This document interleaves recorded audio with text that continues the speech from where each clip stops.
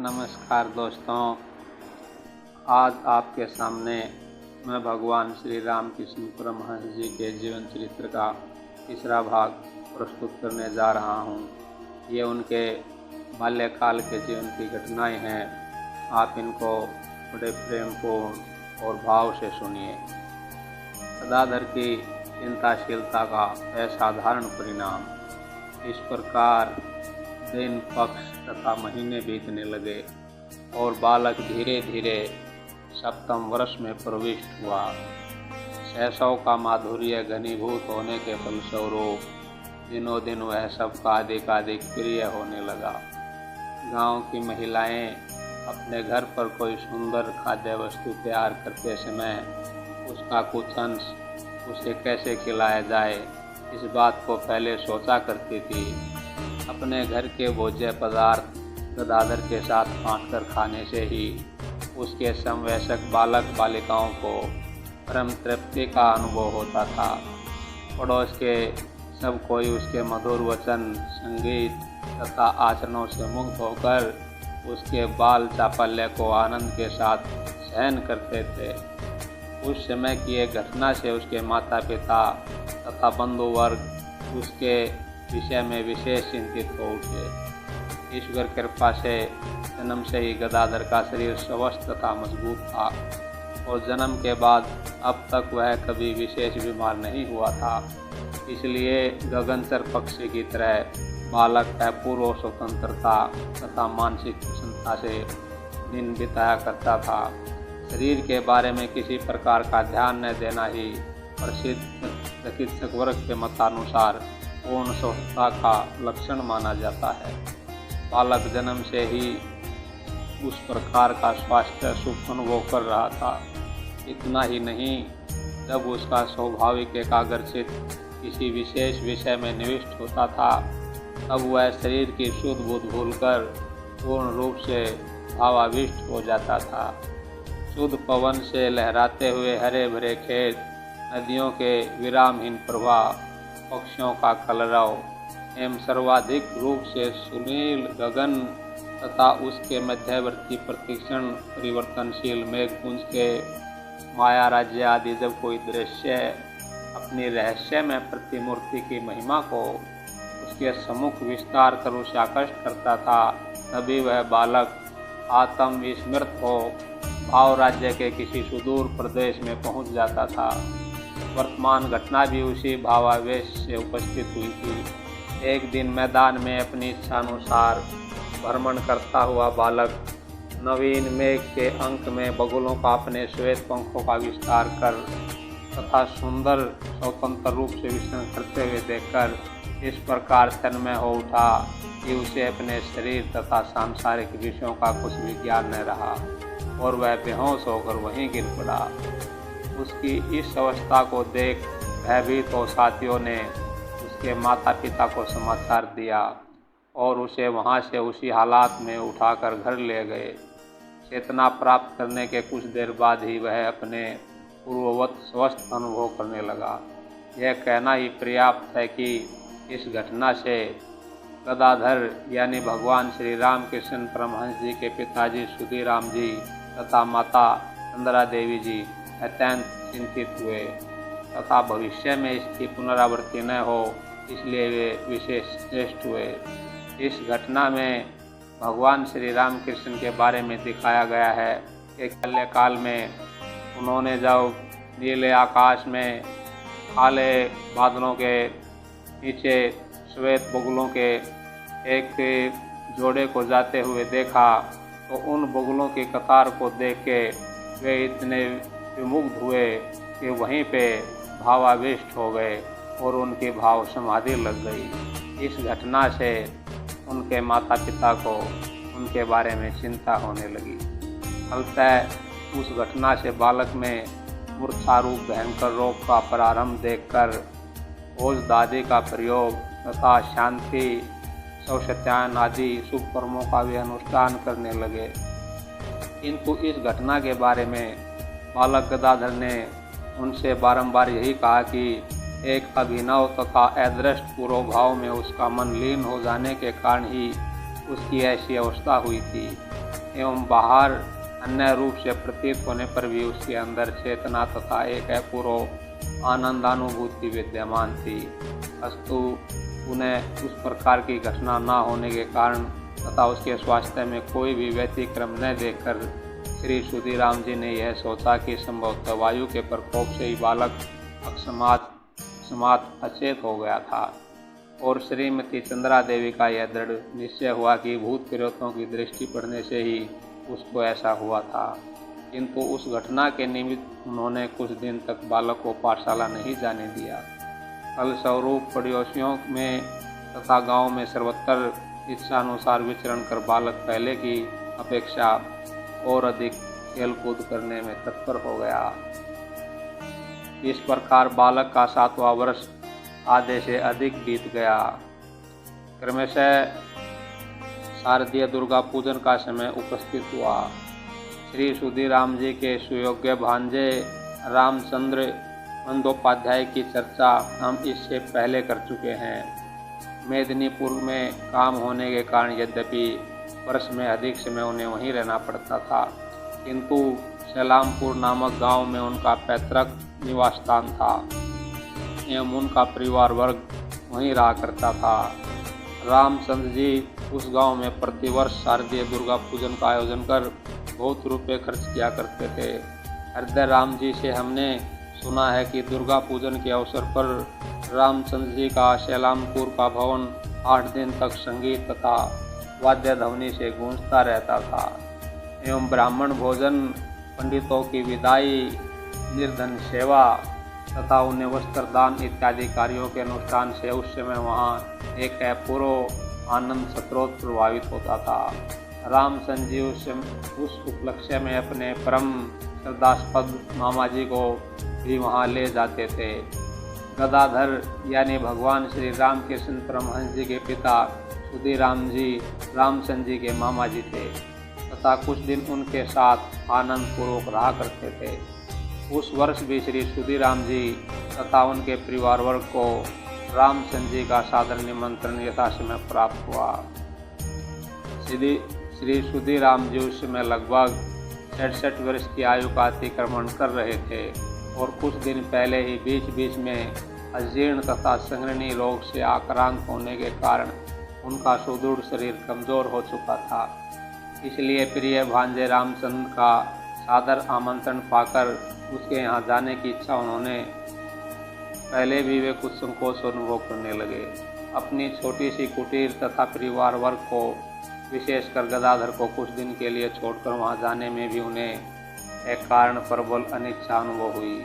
साथ ही वे यह सोचने लगे कि मेरा शरीर जिस प्रकार दिनों दिन दुर्बल होता जा रहा है, उसे देखते हुए इस वर्ष वहाँ न जाने पर भविष्य में फिर कभी मेरे लिए वहाँ जाना संभव ना होगा, कौन कह सकता है। अतः उन्होंने गदाधर को साथ ले जाने का निश्चय किया। दूसरे ही क्षण वे सोचने लगे कि गदाधर को साथ ले जाने से श्रीमती चंद्रा देवी बहुत चिंतित रहेंगी। अतः बाध्य हो अपने ज्येष्ठ पुत्र राम कुमार के साथ वहाँ जाकर केवल पूजन के दिनों में वहाँ रहने का उन्होंने निश्चय किया एवं तदनुसार श्री रघुवीर को प्रणाम कर सबसे विदा ले तथा गदाधर का मुख चुंबन करने के पश्चात पूजा के कुछ दिन पूर्व वे सैलामपुर के लिए रवाना हुए। रामचंद्र जी भी अपने पूज्य मामा जी तथा भाई राम कुमार को अपने यहाँ आए हुए देखकर आनंदित हुए। वहाँ पहुँचने के बाद श्री सुधीराम जी पुनः संघर्णी रोग से पीड़ित हुए तथा अष्टमी पूजन के ये दिनों 3 दिन अत्यंत आनंद पूर्वक बीत गए, किंतु नवमी पूजन के दिन उस आनंद धारा में बाधा उपस्थित हुई। श्री सुधीराम जी के रोग ने अत्यंत प्रबल रूप धारण किया। रामचंद्र जी वेदों को बुलाकर एवं अपनी बहन हेमांगनी तथा राम कुमार की सहायता से चेतन पूर्वक उनकी सेवा करने लगे, किंतु पूर्व संचित रोग के उपशमन होने का कोई लक्षण दिखाई नहीं दिया। नवमी का दिन तथा रात किसी प्रकार बीत गई तथा हिंदुओं की परस्पर मिलन की विशेष पवित्र तिथि विजयदशमी का प्रभात हुआ। श्री सुधीराम जी इतने दुर्बल हो गए कि बोलना भी उनके लिए कष्टप्रद हो गया। क्रमशः अपराह्न का समय उपस्थित होने पर दुर्गा प्रतिमा विसर्जन करने के पश्चात तत्काल ही अपने मामा जी के समीप पहुंचकर रामचंद्र जी ने कहा कि उनका प्राय अंतिम काल समीप आ गया है। पूछने पर उन्हें विदित हुआ कि श्री सुधीराम जी बहुत देर से बिना बोले चुपचाप अचेत जैसे पड़े हुए हैं। अब रामचंद्र जी रोते हुए उनको पुकार कर कहने लगे, मामा जी आप तो सदैव ही रघुवीर रघुवीर कहा करते थे, अब क्यों नहीं कह रहे हैं? रघुवीर नाम सुनते ही श्री सुधीराम जी होश में आ गए और धीमे कंपित स्वर में उन्होंने कहा, कौन? रामचंद्र प्रतिमा विसर्जित कर आए? अब एक बार मुझे उठाकर बिठा दो। अनंतर रामचंद्र जी, हेमांगिनी तथा राम कुमार जी इन तीनों ने मिलकर उन्हें धीरे से उठाकर शैया पर बिठाया। इतने में ही अत्यंत गंभीर स्वर से 3 बार रघुवीर नामोच्चारण करके उन्होंने अपना शरीर त्याग दिया। बिंदु सिंधु में मिल गया। श्री रघुवीर ने भक्त के प्रत्यक्ष जीव बिंदु को निज अनंत जीवन में सम्मिलित कर उन्हें अमर तथा पूर्ण शांति का अधिकारी बना लिया। तदंतर गंभीर रात्रि में संकीर्तन की ध्वनि से गांव गूंज उठा एवं श्री सुधीराम जी की देह को नदी के तट पर लाकर उनका अग्नि संस्कार किया गया। दूसरे दिन वह समाचार फैल गया और उसे कामार कुकुर का आनंद धाम विषाद में निमज्जित हो गया। ऐसोच के अनंतर श्री राम कुमार जी ने शास्त्रीय विधान अनुसार वर्षोत्सर्ग तथा अनेक ब्राह्मणों को भोजन कराकर अपने पिताजी की अंत्येष्टि क्रिया पूर्ण की। सुना जाता है कि अपने मामा जी की श्राद्ध क्रिया में रामचंद्र जी ने 500 रुपये की सहायता की थी। दोस्तों, यहाँ पे भगवान श्री राम कृष्ण परमहंस जी के पिताजी की जीवन लीला समाप्त होती है। भगवान श्री राम कृष्ण परमहंस जी का बचपन का नाम गदाधर था, इसीलिए उनको गदाधर के नाम से ही संबोधित किया जाएगा। श्री सुधीराम जी के देहावसान से उनके परिवार वर्ग के जीवन में विशेष परिवर्तन उपस्थित हुए। विधि के विधान से दीर्घ 44 वर्ष तक सुख दुख में श्रीमती चंद्रा देवी के जो जीवन सहचर थे, उनसे वियुक्त होकर अब संसार को सुनने देखना तथा अपने हृदय में चिरस्थायी रूप से एक अभाव का प्रतिक्षण अनुभव करना उनके लिए निसंदेह स्वाभाविक था। इसलिए श्री रघुवीर के पाद पद्यों की शरण लेने में सदा अभ्यस्त उनके मन की गति अब संसार को त्याग कर उस ओर निरंतर प्रवाहित होने लगी।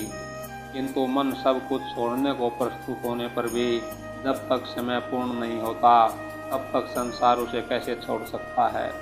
7 वर्ष के पुत्र गदाधर तथा 4 वर्ष की कन्या सर्वमंगला की चिंता के सहारे पुनः संसार उनके अंदर प्रविष्ट हो उनके चित्त को दैनिक जीवन के सुख दुख की ओर धीरे धीरे आकृष्ट करने लगा। अतः श्री रघुवीर की सेवा तथा कनिष्ठ पुत्र कन्या के पालन में नियुक्त हो श्रीमती चंद्रा देवी के दुख के दिन किस प्रकार बीतने लगे। दूसरी ओर पितृवत्सल राम कुमार जी के कंधों पर अब संसार का सारा बोझ आ जाने से उनके लिए व्यर्था शोक में कालक्षेप करने का अवसर न रहा, जिससे शोक संतप्त जननी एवं अल्पवयस्क भाई तथा बहन को अभावग्रस्त होने के कारण किसी प्रकार का कष्ट न हो। 18 वर्ष के मध्यम भाई रामेश्वर स्मृति शास्त्र तथा ज्योतिष आदि का अध्ययन समाप्त करके घर में आर्थिक सहायता कर सके तथा स्वयं भी जिसे पहले की अपेक्षा अपनी आय को बढ़ाकर पारिवारिक स्थिति को उन्नत बना सकें। इस प्रकार की विभिन्न चिंताओं तथा कार्यों में संलग्न रहते हुए अब उनके दिन बीतने लगे। उनकी कर्म कुशलता गृहिणी ने भी चंद्रा देवी की असमर्थता को देखकर परिवार वर्ग के भोजन तथा घर के अन्य कार्यों की व्यवस्था का अधिकांश भार अपने ऊपर ले लिया। विज्ञ व्यक्तियों का कहना है कि शैशव काल में मातृ वियोग, किशोर अवस्था में पितृ वियोग तथा यौन अवस्था में पत्नी वियोग से जीवन में जो अभाव उपस्थित होता है वैसा संभवतः और किसी घटना से नहीं देखा जाता। माता का प्रेम ही शैशव का प्रधान अवलंबन होने के कारण पिता का देहांत हो जाने पर भी उनके अभाव को उस समय शिशु समझ नहीं पाता है, किंतु बुद्धि के उन्मेष के साथ ही साथ किशोर अवस्था में उस शिशु को जब अपने पिता के अमूल्य प्यार का क्रमशः पीछे मिलता है, स्नेहमयी जननी उसके जिन अभावों को पूर्ण करने में असमर्थ है, पिता के द्वारा उन अभावों से मुक्त होने पर जब उनका हृदय अपने पिता की ओर आकर्षित होने लगता है, उस समय पितृवियोग होने पर उसके जीवन में अभाव बोध की कोई सीमा नहीं रहती। पितृवियोग से गदाधर की अवस्था भी वैसी ही हुई थी।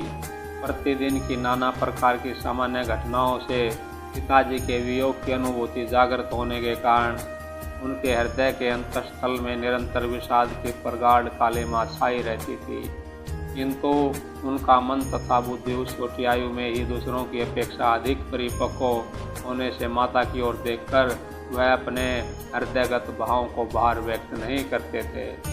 सब कोई यह देखते थे कि बालक पहले की तरह सदा आनंद पूर्वक हंसी खुशी में दिन बिता रहा है। भूती की पोखरी में अवस्थित शमशान भूमि तथा माणिक राजा की अमराई आदि गांव के निर्जन सतलों पर कभी कभी एकाकी उसे घूमते हुए देखकर भी बाल चापल्य के सिवाय वह और किसी कारण से वहां उपस्थित हुआ है, यह बात कभी भी किसी के मन में उदित नहीं होती थी। परंतु बालक उस समय से ही चिंतनशील तथा निर्जन प्रिय होने लगा। सांसारिक व्यक्तियों को अपने चिंतन का विषय बनाकर उनके आचरणों को विशेष ध्यानपूर्वक देखने लगा। संसार में एक सा अभाव बोध ही मानव को परस्पर प्रत्याकृष्ट करता है, इसलिए संभवतः बालक को उस समय अपनी माता के प्रति एक विशेष आकर्षण का अनुभव होने लगा। पहले की अपेक्षा वह अधिक समय उनके समीप रहने एवं देव सेवा तथा घर के कामकाज में उनकी यथासाध्य सहायता करने में विशेष आनंद अनुभव करने लगे। गदाधर के समीप रहने पर जननी अपने जीवन के अभाव को प्रायः भूली रहती थी। इस बात को समझने में बालक को विलंब न लगा, किंतु माता के प्रति उसमें उनका आचरण कुछ भिन्न प्रकार का होने लगा। पिता के न रहने के बाद अब बालक माँ चंद्रा देवी से किसी वस्तु को प्राप्त करने के लिए पहले की तरह कभी भी हट नहीं करता था। उसे इस बात का ज्ञान था कि माँ उस वस्तु को देने में असमर्थ होने पर शोकाग्नि से पुनः पीड़ित होगी तथा उससे उनको विशेष कष्ट का अनुभव होगा। तात्पर्य यह है कि पिता के वियोग में जननी की सर्वदा रक्षा करने की भावना उसके हृदय में जाग उठी। गदाधर पाठशाला में जाकर पहले की भांति पढ़ने लगा, किंतु पुराणों की कथा सुनना, नाटक आदि देखना तथा देवी देवताओं की मूर्तियों का निर्माण करना उस समय उसके लिए अत्यंत प्रिय हो गया। उन विषयों के सहारे पिता के अभाव को अनेकांश में भूला जा सकता है, ऐसा समझकर ही संभवतः उसने उन विषयों का विशेष रूप से अवलंबन किया था। बालक उस समय अपने सामान्य स्वभाव के कारण एक अभिनव विषय में प्रवृत्त हुआ था। कामार पुकुर की आग्नेय दिशा में पूरी धाम जाने के रास्ते पर यात्रियों की सुविधा के लिए जमींदार लाहा बाबुओं ने एक धर्मशाला स्थापित की थी। श्री जगन्नाथ देव के दर्शन के लिए जाते तथा वहां से लौटते समय साधु संत प्राय वहां आश्रय ले गांव में जाकर भिक्षा ग्रहण किया करते थे। गदाधर ने संसार की अनित्यता की बात पहले ही सुन रखी थी तथा पिता के दिवंगत होने से उनका साक्षात परिचय भी उसे प्राप्त हुआ था। साधु संत अनित्य संसार को परित्याग कर श्री भगवान के दर्शनाकांक्षी हो समय व्यतीत करते हैं एवं साधु संग मानव को चरम शक्ति प्रदान कर कर्तार्थ करता है।